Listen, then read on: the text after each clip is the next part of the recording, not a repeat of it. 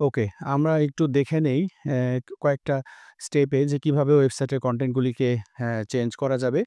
তো আমি শুরু করতে চাচ্ছি একদম ডান থেকে, তারপরে ব্লগ, পোর্টফোলিও এভাবে হোমে এসে শেষ করব কয়েকটা স্টেপে। তো ডান বলতে আমি এই সাইড বারটাকে বোঝাচ্ছি। এইখানে যে কনটেন্টগুলো আছে ইনক্লুডিং সোশ্যাল মিডিয়া লিঙ্ক, কিভাবে এই চেঞ্জগুলো করব। তো এখানে এই লিথুনিয়ার অ্যাড্রেস এবং সোশ্যাল মিডিয়া লিঙ্ক এখানে চেঞ্জ করলে এটা একই সাথে ফুটারেও ইমপ্যাক্ট ফেলবে। এখানে লিথুনিয়া অ্যাড্রেস এবং সোশ্যাল মিডিয়া লিঙ্ক ওখানে চেঞ্জ করলে আমার ফুটারেও এই চেঞ্জটুকু হয়ে যাবে।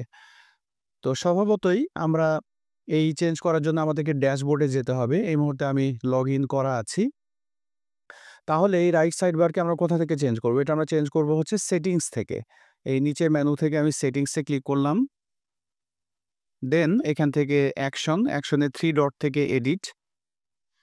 এডিট করার পরে ১ম এই যে শর্ট ডেসক্রিপশনটা আমরা দেখতে পাচ্ছি, এটাই হচ্ছে এই শর্ট ডেসক্রিপশন। সো এটাকে আমরা চেঞ্জ করে দেই একটু। আমি শুরুতে একটু এড করে দেই। This is right side bar text. এটা এখানে এটুকু যুক্ত করলাম। আর লিথুনিয়ার অ্যাড্রেসটা এখানে আমরা দেখতে পাচ্ছি, এটাকে চেঞ্জ করলে এটাও হয়ে যাবে। চেঞ্জটাকে বোঝার জন্য আমি এখানে ঢাকা লিখে দিলাম।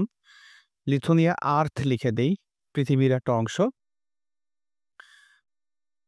দেন টেলিফোন এবং ইমেল, এটা হচ্ছে লিথুনিয়ার টেলিফোন এবং ইমেল।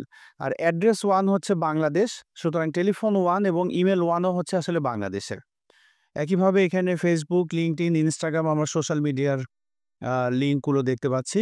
সো আমাদের কিন্তু এখানে এটুকুই। এই শর্ট ডেসক্রিপশন, ঠিকানা এবং টেলিফোন, ইমেল এবং এই সোশ্যাল মিডিয়া লিঙ্ক। এগুলো আমি আর চেঞ্জ করলাম না। স্বভাবত এখানে যখন যে লিঙ্কটা দেওয়া হবে, দিয়ে নিচে আমরা চলে আসবো। এখানে কিন্তু বাকি আমি আর কিছু দেখাচ্ছি না। দিয়ে আমরা যদি আম সাবমিট করে দেই, তাহলে এটা চেঞ্জ হবে। তবে একটু বলে নিই, বাকি আর কিছু দেখাচ্ছি না, না বলে। এখানে আসলে ম্যাপের পার্টটা আমি যেটা বলব কল্পন ভাই, যে এখানে যদি আপনার কখনো চেঞ্জ করতে হয় আমাকে কাইন্ডলি বলবেন। আমি এটা করে দেব। এটা আপনার জন্য একটু ডিফিকাল্ট হবে।